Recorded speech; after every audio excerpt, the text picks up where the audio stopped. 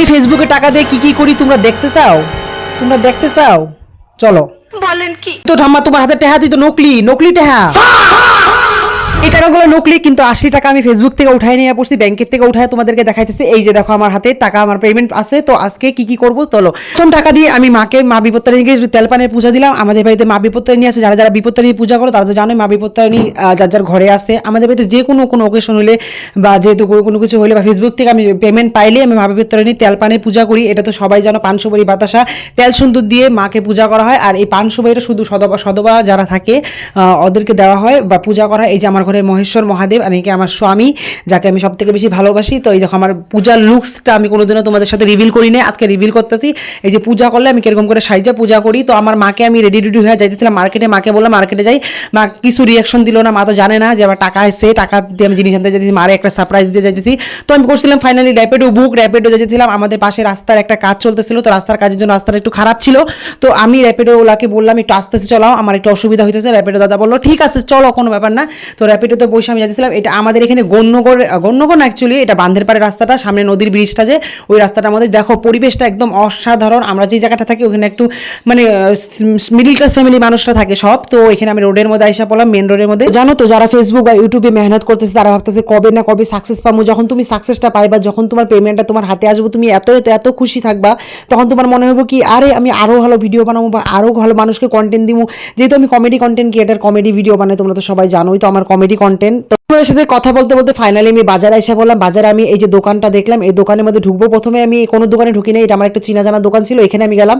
আমি নেওয়ার জন্য আসলাম এই যে বাসনের র্যাকগুলো আমার খুবই পছন্দ, বা মার অনেক দিন থেকে ইচ্ছা যেগুলো কিনবে, কিন্তু কোনো সমস্যার জন্য কোনো না কোনো মধ্যে মানে কিনা হয় না। তো আজকে ভাবলাম আমি দুইটা কিনবো, আমার বোনের বাড়ির জন্য একটা আর আমাদের বাড়ির জন্য একটা। তো প্রথমে একটা ছোট সাইজের দেখলাম, ওগুলা প্রায় 1200 টাকার মতো।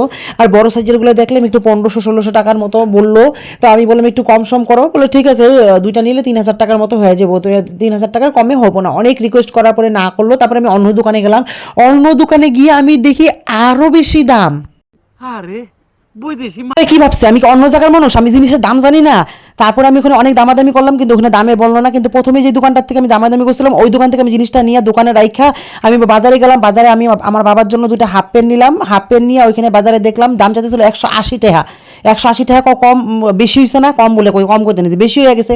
তারপরে দামাদামি করে 100 টাকার মধ্যে প্যান্ট নিলাম। প্যান্ট নিয়ে তারপরে টোটো গাড়ি ভাড়া করলাম। ভাড়া করে আমি ফাইনালি টোটোতে উঠে আমি আসতেছিলাম বাড়িতে। আমি তো সেই এক্সাইটেড আমার মার রিয়াকশন নেওয়ার জন্য, যে আমার মা কি রিয়াকশন নিব। যে এত মেহনত করছি আমি ফেসবুকের মধ্যে, এতদিন থেকে আমি ভিডিও বানাইতেছি, এত কষ্ট করছি, এতদিনের আমার মেহনতের ফলটা আজকে আমি পাইতেছি।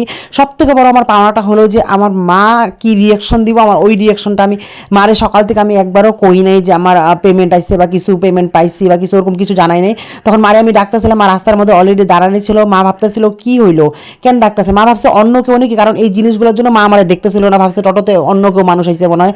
তারপরে মা আসলো, পরে মারে আমি কইলাম মা দেখো আমি যেগুলো আনছি। শোনার সাথে সাথে মা বেশি খুশি হয়ে গেলো। মা বললো দুইটা কেন? আমি বললাম আমার বোনের বাড়ির জন্য একটা, আমগো জন্য একটা। ওকে ও ঠিক আছে। মা তো সেই খুশি। মার এক্সপ্রেশনটা দেখে আমি আরো খুশি হয়ে গেছি। কারণ যখন মানে এত মেহনত করার পরে যখন একটা মানুষ ফল পায়, যখন ফল পাওয়ার পরে মা বাবা এত খুশি হয়, আমি তো ভীষণ খুশি হয়ে গেছি। মার এক্সপ্রেশন দেখো মা কত খুশি, হাসতেছে পুরা আনন্দিত। তারপরে আমি জিনিসগুলো নামায় নিলাম, নামায় আমি বাড়িতে নিয়ে যেতেছিলাম।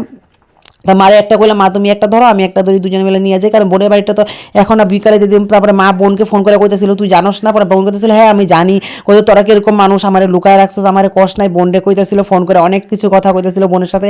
মা পুরো একদম এক্সাইটেড হয়ে গেছে, কারণ এত দিন থেকে আমি ফেসবুকের মধ্যে মেহনত করতেছি। আমার ফার্স্ট পেমেন্ট আইলো, ফার্স্ট পেমেন্ট আমার কন্টেন্ট মনিটাইজেশন থেকে ফার্স্ট পেমেন্ট। মা একদম বহুত এক্সাইটেড, বহুত খুশি হয়ে গেছিল মনে। তারপরে আমি ভিডিও শ্যুটের জন্য রেডি হয়ে গেলাম, কারণ ভিডিও শ্যুট করতেই লাগবো, কারণ এটা আমার কাজ। তো ভিডিও শ্যুটের জন্য শ্যুট করলাম আমার। তারপরে প্রচণ্ড খিদা পেয়ে গেছিলো।